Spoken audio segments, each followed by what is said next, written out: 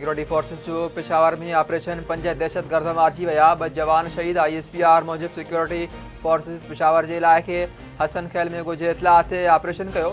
Operation दौरान 5 दहशतगर्द मारिजी विया ऐं 3 ज़ख़्मी थी पिया। फायरिंग की डेवट में कैप्टन हुसैन जहांगीर ऐं हवालदार शफीकुल्ला शहीद थी विया। सिक्योरिटी फोर्सेस मुल्क में दहशतगर्दी की लानत के खात्मे लाइ पुरअज़्म आहिनि। जवाननि जूं कुर्बानियूं असांजे अज़म खे वधीक मज़बूत बणाइनि थियूं।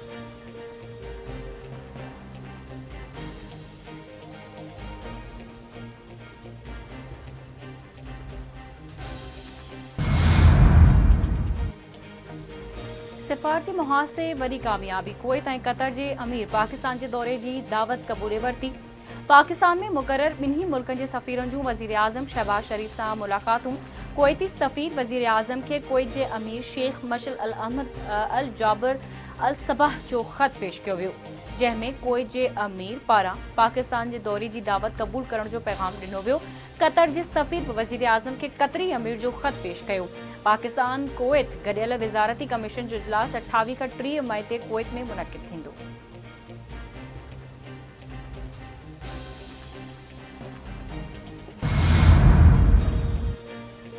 वक्ती सदर यूसुफ ज़ाकिरानी चयो आहे त असां हुकूमत में शमूलियत का इनकार नाहे कयो। असां हुकूमत के सुठनि कमनि में उनजी सपोर्ट कंदासीं।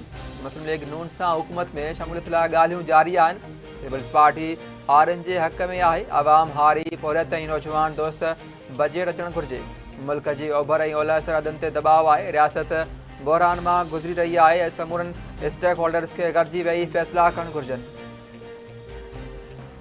टीवी, फिल्म, थिएटर ऐं रेडियो जो अज़ीम अदाकार ऐं सदाकार तलत हुसैन काफ़ी अरसो बीमार रहण खां पोइ 80 वरहनि जी ॼमार में लाडाणो करे वियो।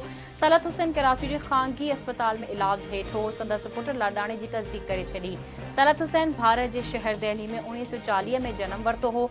संदसि जनाज़ नमाज़ डिफेंस फेज़ 7 जी आयशा मस्जिद में अदा कई वेंदी ऐं संदसि मड़ डिफेंस फेज़ 8 जे कब्रिस्तान में मिटी माउ हवाले कयो वेंदो। तलत हुसैन जे लाडाणे ते शोबिज़ इंडस्ट्री सां ताल्लुक़ रखंदड़ माण्हुनि में दुख जी लहर छाइजी वई। तलत हुसैन जो लाडाणो शोबिज़ इंडस्ट्री लाइ वॾो नुक़सान करार।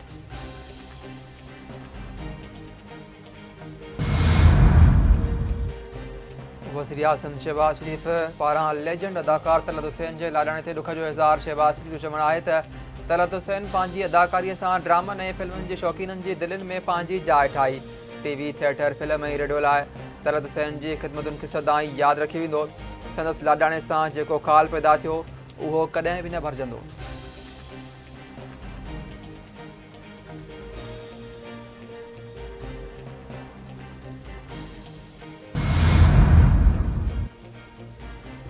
सिंध के वॾे वज़ीर सैयद मुराद अली शाह ऐं सीनियर वज़ीर शर्जिल इनाम मेमण पारां लेजेंड अदाकार तलत हुसैन के लाडाणे ते दुख जो इज़हार। वॾे वज़ीर जो चवणु आहे त तलत हुसैन हिकु बहितरीन अदाकार, गुलूकार ऐं वॉइस ओवर आर्टिस्ट हो। शर्जिल इनाम मेमण चवे थो तलत हुसैन रुगो अदाकार ई न हो पर हू हिकु इदारो हो। तलत हुसैन तख्लीकी सलाहियतुनि जो मीनार ऐं असांजे सक़ाफ़ती क़दरनि जो हक़ीक़ी सफ़ीर हो। फ़न जी दुनिया में तलत हुसैन जी ख़िदमतुनि खे हमेशह यादि रखियो वेंदो। सूबाई वज़ीर नासिर हुसैन शाह ऐं ज़ाउल हुसैन लंजार पारां बि तलत हुसैन जे लाडाणे ते दुख जो इज़हार।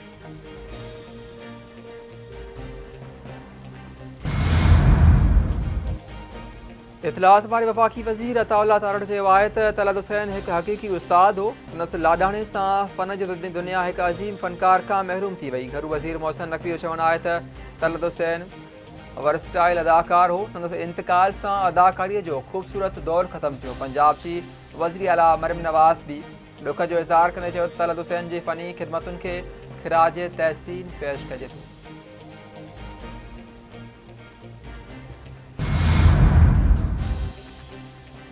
वज़ीर आज़म शहबाज शरीफ सां पीपल्स पार्टी के वफ़द जी मुलाक़ात। माली साल के बजट ते मुशावरत। वज़ीर आज़म सां राजा परवेज़ अशरफ, वॾे वज़ीर सैयद मुराद अली शाह, नवीद कमर ऐं शेर रहमान जी मुलाक़ात। मुल्क जी गॾियल सियासी सूरत हाल ते बि ख़्यालनि जी ॾे वठि कई वई। मुलाक़ात में नाइब वज़ीर आज़म इसहाक़ डार ऐं ॿिया वफ़ाक़ी वज़ीर भी मौजूद।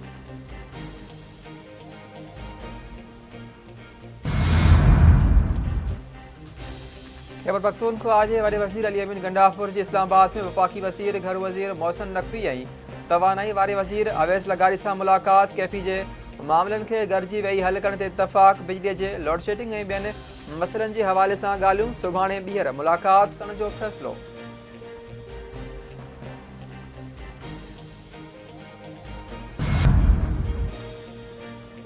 सऊदी अरब के वली अहद शहजादे मोहम्मद बिन सलमान ईरान के दौरे की दावत कबूले वरती। सऊदी वली अहद जो ईरान के वक्ती सदर डॉक्टर मुख़बर के टेलीफोन ईरानी सदर इब्राहिम रईसी के लादाने ते तहज़ियत जो इज़हार बिन्ही अगवान विच में गडियल राबतन ऐं इलाक़ाई मसलन ते ॻाल्हि ॿोल। ईरान के वक्ती सदर मोहम्मद बिन सलमान के ईरान के दौरे की दावत ॾिनी वई जेका हुन कबूले वरती।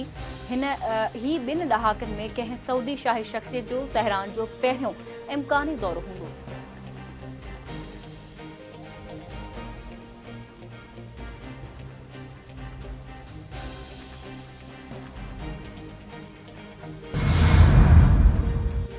सिंध के अक्सर इलाक़नि में गर्मी की लहर बरक़रार। मैदानी इलाइक़ा वधीक गर्मी के असर हेठि रहंदा। गुज़िरियल ॾींहुं दादू ऐं मुंहिंजे दड़े में पारो 50 डिग्री रिकॉर्ड कयो वियो, जेका बाद 49 नवाब शाह, पिटीदन, सिब्बी, लाड़कानी ऐं सखर में गर्मीपद 48 डिग्री रिकॉर्ड कयो वियो। खैरपुर ऐं सकरन में पारो 47 डिग्री सेंटीग्रेड रहियो। कराची में अॼु गर्मीपद 36 खां 38 डिग्री सेंटीग्रेड ताईं वञण जो इम्कान। गर्मीअ खे नज़र में रखंदे शहरनि खे एहतियाती उपाउ वठण जी हिदायत कई।